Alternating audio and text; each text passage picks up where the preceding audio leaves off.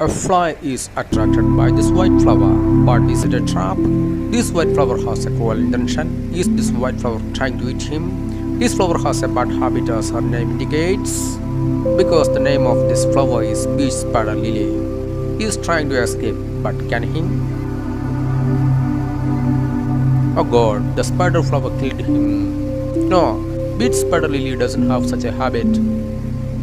If you wanna know the habits of this white flower,